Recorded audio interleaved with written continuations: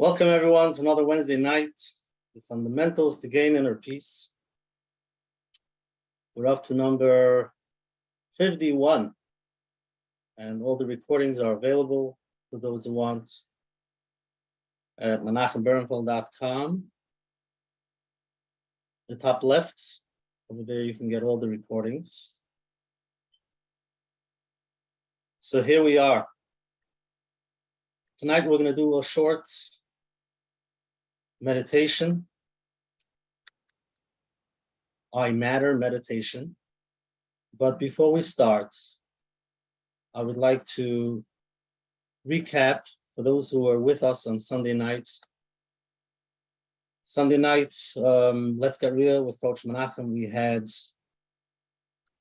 Reb Shimon Russell and Yaakov Solomon.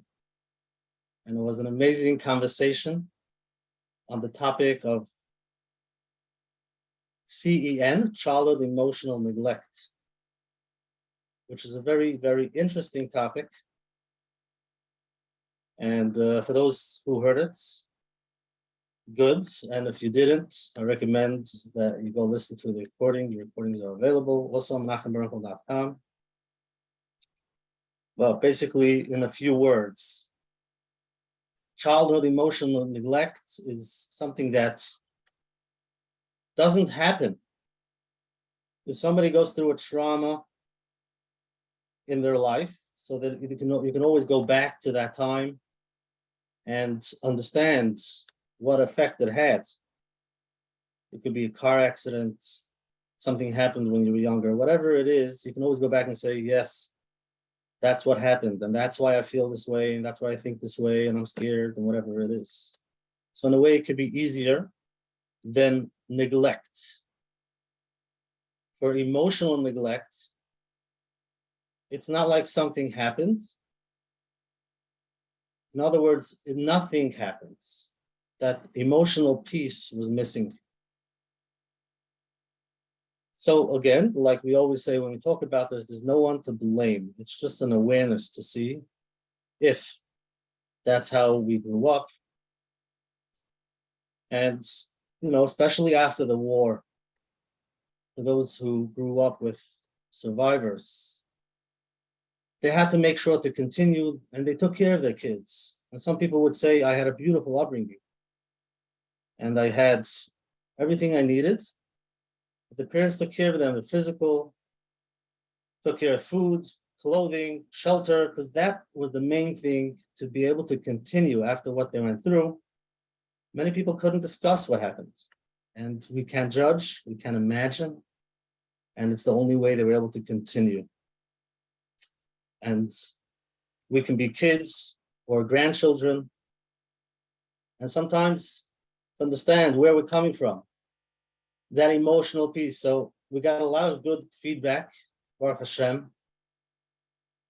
One of the people told me that, I spoke to a lot of people about it, but one of them mentioned that, it's that piece that really, it's the mother's job.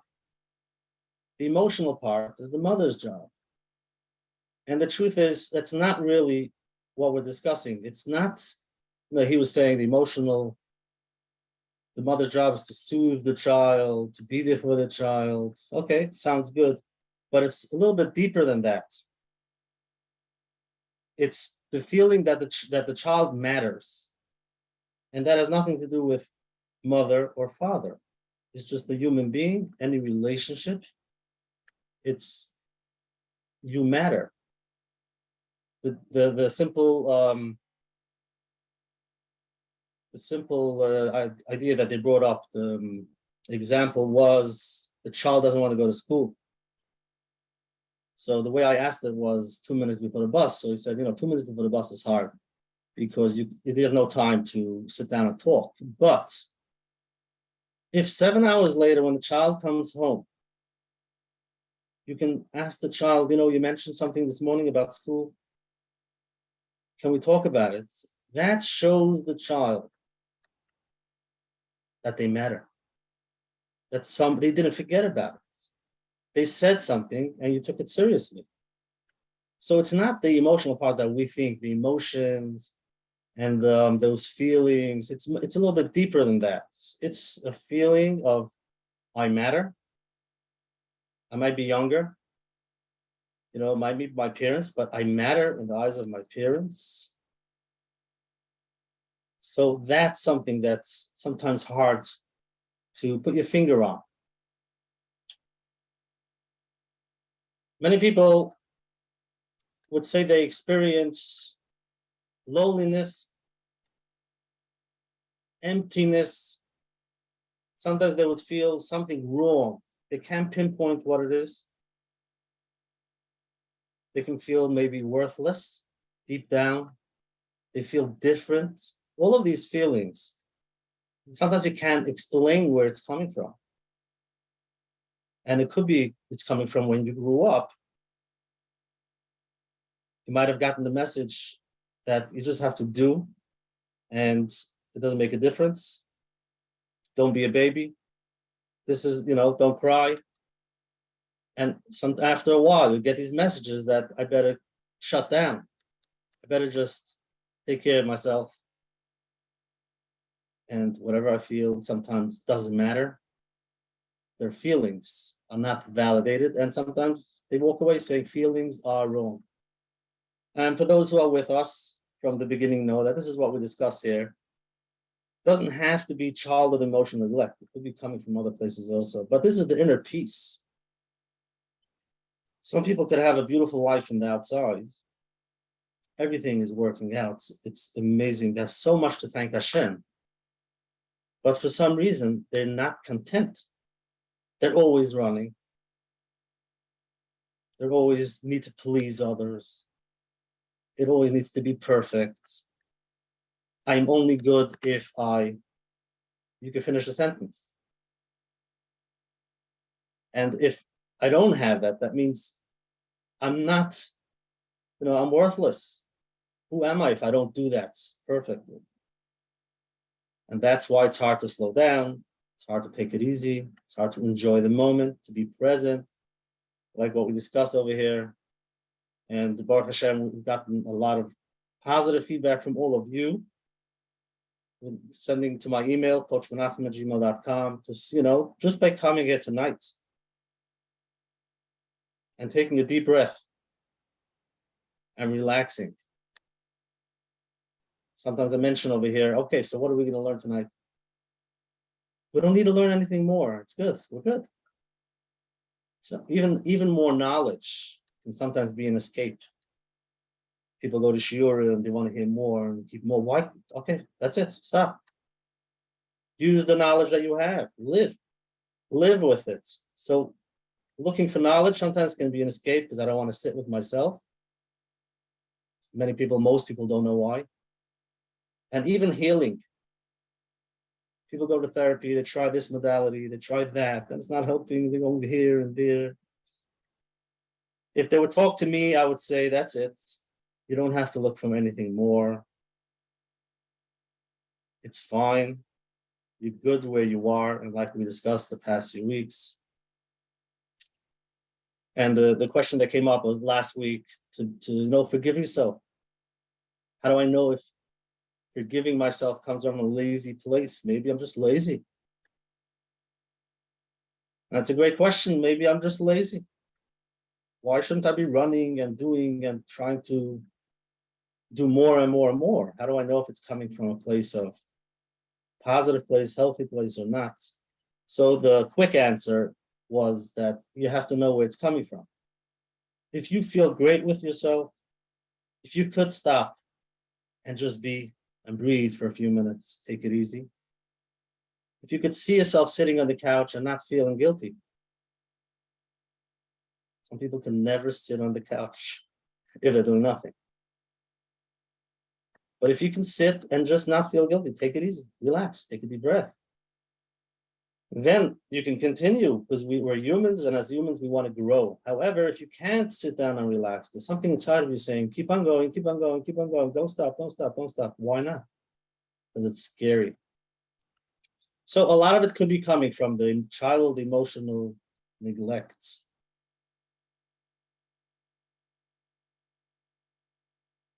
So sometimes you can't know exactly what the feeling is. You don't know what the feeling is, but just by taking it easy. The question that came up, a lot of people asked, was, is it healable? Can I heal it? So what should I do to heal? So the first thing I want to say is, we're not looking to be healed. That's perfection. If I can press a button and everything will be okay, I'm healed. I wish. But it's a progress. It's a journey. And I would say if you're on the journey, you're on the healing journey, that's where you need to be. And once you become aware of, yes, you're missing that piece, that deep feeling of I'm okay, I matter, I'm enough. You can become aware where it comes from, or maybe not. But once you're aware of that, you can see where it has an effect in your life, where you don't feel good about yourself. And then slowly, with self-talk, you can start building your own self-image. You can give yourself that emotional touch that you need, that connection. We've discussed it many times, but it's a lot of inner child work. There's a little kid inside of us that feels these feelings, and we don't want to dismiss it. If it feels the feeling, we validate that feeling. If it feels that way, then it just feels. There's no right or wrong. It feels that way. Now, us and as an adult, can I be there for myself? Can I be there for the child? So when you find yourself saying, I'm worthless, I don't want to say anything, let me be quiet, they're not going to believe me anyways, I don't want to voice my opinion, you can tell yourself, why not? It's okay. You're okay. So you're talking back to yourself. That connection, that adult to that inner child, that's having a very hard time coming out. And even though, again, it looks like even for those who, looks like from the outside, they're doing great. You can be running a big company, and the outside looks like, wow, everybody's like, I wish I could be like him. But something inside, he can't come home and relax. He doesn't feel good about himself. And sometimes that could be pushing him. He might say, that's why I'm successful. I don't want to heal. I just want to be successful. Well, okay. Question is how long it lasts. Burnout is another thing that comes from this. You're working and working and working, and after a while, you're just lots. Why? What happened? You're not there for yourself, for that inner child, for that feeling of the only way I am something is if I do it, if it works out, if I run this company, if we make that money, if things work out, then I am. But if it doesn't, I'm worthless. So I have to continue and continue and continue, and burnout comes from that many times. And then you can get some physical pain because it comes out of the body. We discussed it. So there is a very good book out there called Running on Empty, which actually they say this lady coined the term CEN, childhood emotional neglect. And I didn't read the book yet, but I've got a lot of feedback from people that heard the Sunday night program, saw the topic. I'll put it in the chat for those who can go to Amazon, or I'll put it in the description for those who are watching the replay. But it's a very, very, she touches on this childhood emotional neglect, understand where the feeling comes from and what it is, become clear. Another good question that came up was that I don't see that it has an effect on my life. Yes, I do see that, we didn't grow up with that piece, that emotional piece, for whatever reason, parents weren't available. Could be a medical situation in the home, that the parents are busy, whatever it is, that you grow up without that emotional piece, but I don't see it affects my life. So that's a good question. But the question is, how do you take care of your kids? What's your connection with your kids? Because it could be a cycle. If you grew up that way, believing that you shouldn't voice your opinion, just follow, this is what we're doing, you might be doing the same thing with your kids because it looks good. This is how you grew up. You want to do the same thing. So you might ask, okay, so at least they'll grow up like me. Isn't that amazing? Yes, but in today's days, it's a little bit different. Now you could say many reasons why. If you understand that it's good, if not, we can talk about it. But today, the world out there, open world, what's going on in school, it's a different world.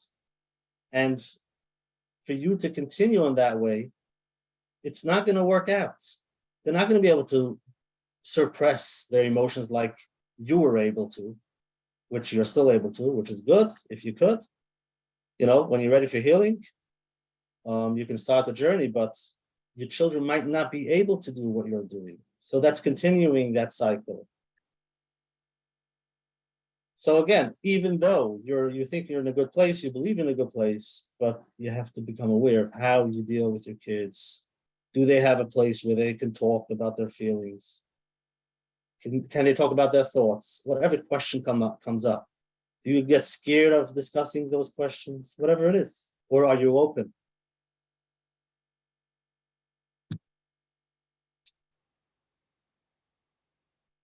Okay, and the last thing before we go to the meditation is a very, very important piece. I've met people that grew up with a lack of childhood emotional neglect. And now what they're doing is they're saying, you know what? If that's the case, I will do just the opposite for my kids. And they go all the way to the extreme. And they let their kids, you know, they can throw a tantrum and they can do whatever they want, ask whatever they want. And the adults are really like being pulled all over the place.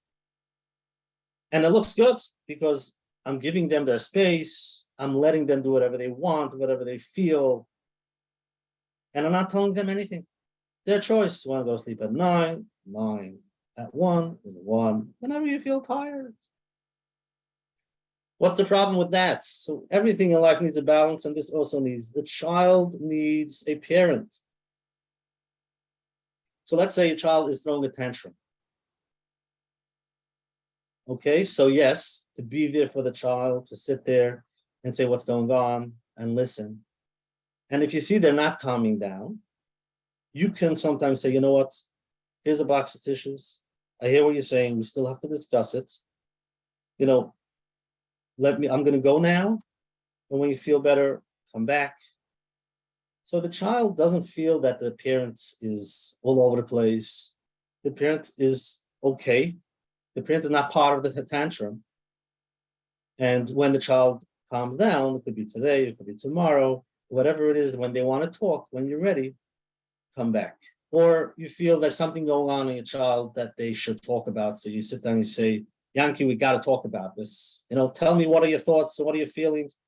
Mommy, I don't want to talk about it. So you got to respect that too.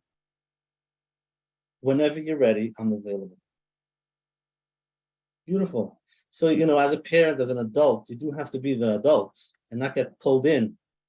Somebody did mention Sunday night a question that they're always there for their, you know, for their child.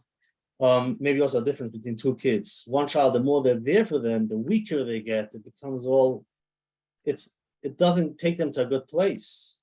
So basically what Yaakov Solomon answered here, you know, basically in a nutshell was sometimes you got to back off. Back off. Don't get pulled in. So yes, we need a balance. Kids need structure. They do want their parents, the adults in the room, they want to feel that the adults are not getting lost, not getting scared. They know who they are, where they are. So when the child brings up something or throws a tantrum, okay, we can talk about it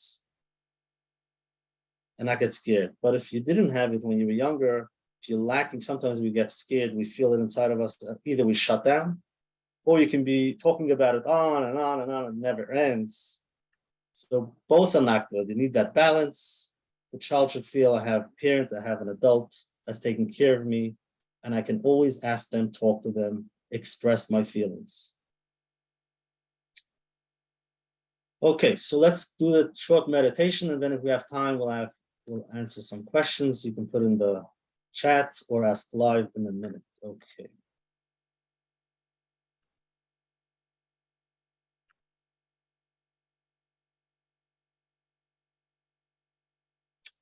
So make yourself comfortable. Take a deep breath. Put both of your feet on the floor, or if you're laying on the bed. Try to relax your shoulders. Take it easy. Feel how your body is relaxing. If you feel tense or any stress in your body, just be aware of it.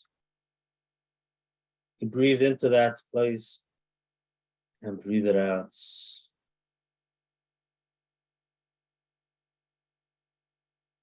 Take another deep breath into your stomach.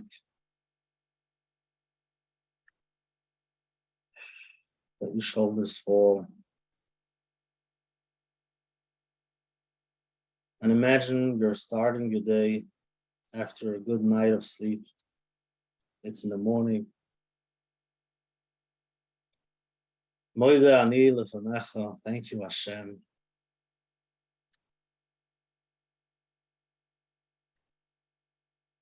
You're alive. You're breathing. Hashem is giving you another day because you matter. You matter to Hashem. You start your day, you meet the people in the house, your family. See yourself making a difference in their life.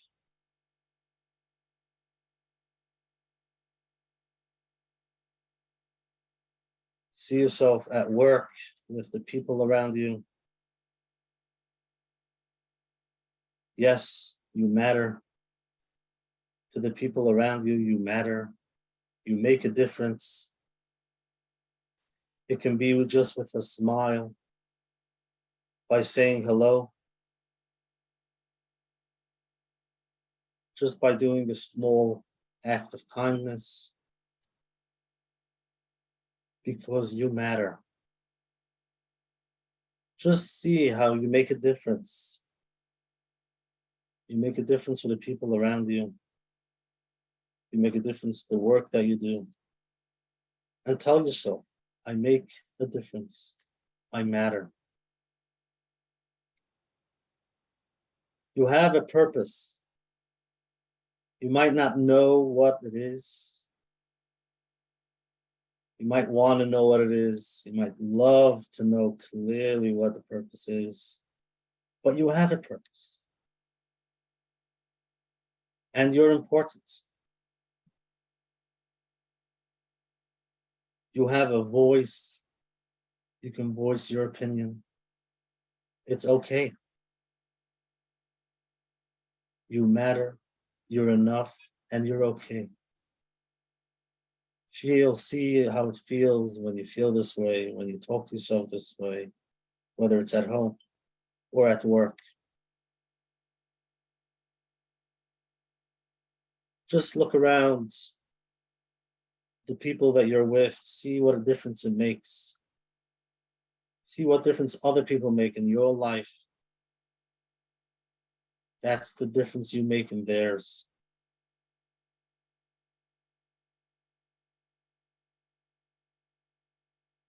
Yes, you can voice your opinion. It's okay. Not everyone needs to accept it. And it's okay if they don't. Because you matter, you make a difference. Wherever you are. It can be in the store, in the grocery store. It can be in shul, at home, at work. Just by being who you are, nothing needs to change. Take a deep breath and feel it.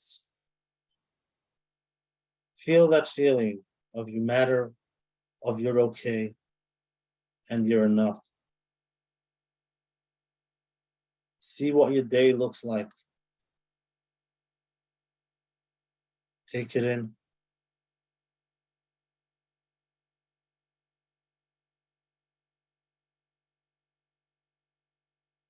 Yes, you matter.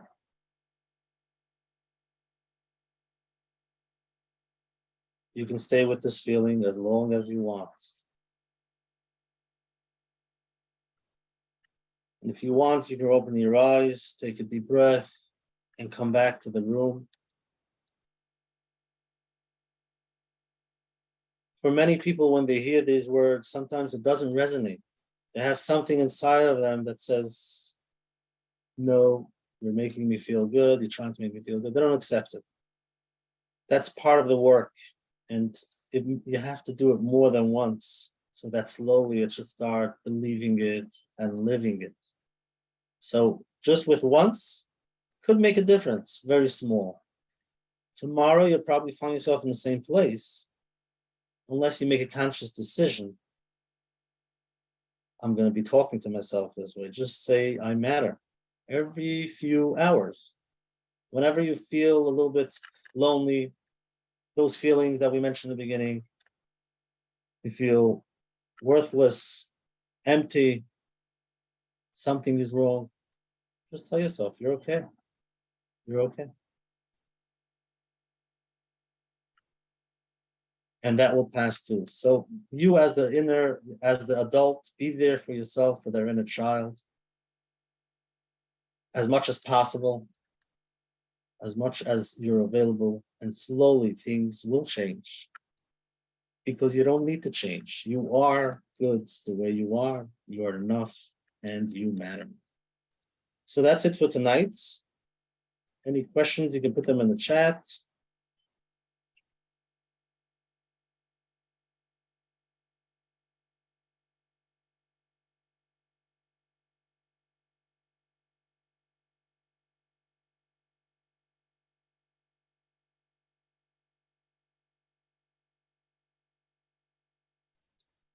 Okay, question is, okay, parents, sometimes you have one parent that's more in tune to that emotional piece than the other.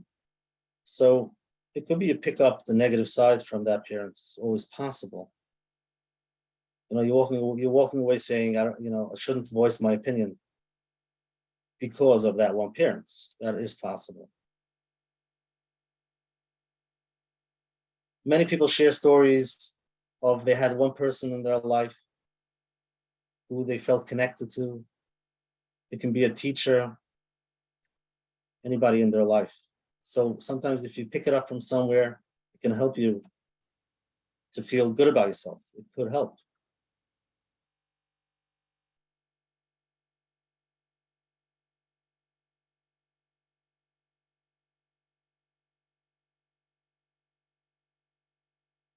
What can I do to be more emotionally connected to my child? Great question. So just to be there. I don't remember which class it was, but just to be there. It's the same way of being there for yourself. When they talk, when they mention something, something comes up, just be there. Today, with our fast-paced world and with our phones, easiest thing we can do, I shouldn't say the easiest thing, that one clear thing that we need to do, could be very hard, is to close all that connection that you're so busy with all day so that you can be present for your child. Just being present, that itself shows you matter. If you're having a conversation with someone and you pick up the phone, what does that tell you? You're talking to someone in the middle, he said, just a second. How do you feel? So you tell yourself, okay, it's fine. Good, but deep down, that means this is more important. So the same thing with your kids, just to be there. It's hard for some people. And you have to start with being there for yourself. Be there for yourself. That means disconnect and just be aware of what's going on, how you feel.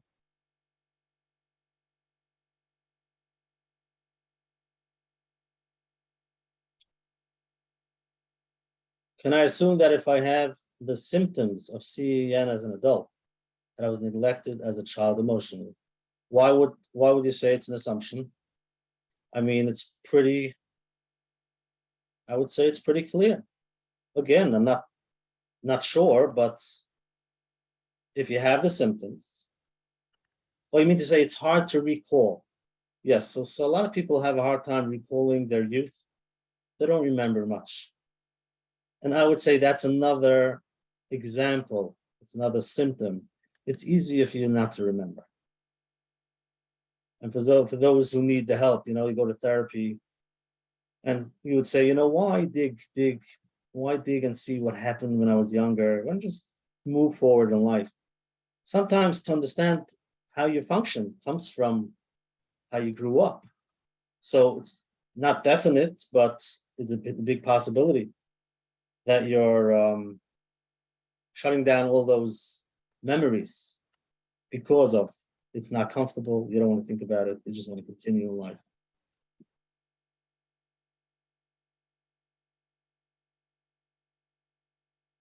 What do you do if the child rolls their eyes? You're there for them. You say, I'm here for you. So that's what they're going to do in the beginning. And especially if it's something new to us, adults. First of all, it can be hard just to tell your child, I'm here for you. Whenever you want to discuss anything, I'm here. If you haven't done that the past 20 years and they're, let's even 15 years, 10 years, then they're going to say, oh, yeah, like which course are you taking? Who did you listen to? So they will roll their eyes. And that's okay. And that's what many people are scared to start. But like they mentioned Sunday night, do it wrong. Because eventually things will happen. Even if you can't do it perfectly, just do it wrong. Because we need things to change a little bit, that relationship, that connection. But sometimes it can be very subtle. You don't have to say it. Let's say you had a good time, a conversation, you say, wow, that was very interesting. Instead of saying, I really enjoy sitting and talking to you, it's very direct and they're like running away. Like you're taking that flashlight, that spotlight, and shining it on them. They're not used to it. They're just going to run. But subtly, they say, wow, that was interesting. They have that feeling of, well, somebody is interested in what I said. It's very subtle. So you think about it, it doesn't have to be direct. For teenagers, for sure, I would recommend don't start direct. It's subtle. Again, you close your phone. You just sit there and drink a coffee. Sit on the couch and drink a tea. And don't say anything. You're not on your phone. You're not reading a newspaper. You're not reading the news. Not doing anything. You're just sitting there and just enjoying your tea. That itself tells the person in the room that you're there. I'm here. That's it.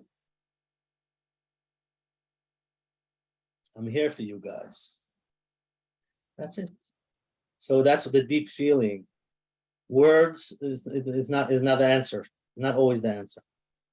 It's the body language. It's the eye contact. Somebody shares with you. You're there for them. Okay, that's it for tonight. Be there for yourself so that you can be there for others. Take care of yourself. That's where self-care comes in. When you practice self-care, that means you matter.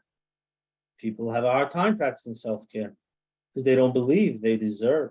They don't believe they matter. And then how could they give it over to others? Thank you very much. Thank you for joining tonight. Pat yourself on the back for being here, for taking care of yourself, taking some time off. And I'll see you next week. Have a good night and a good week.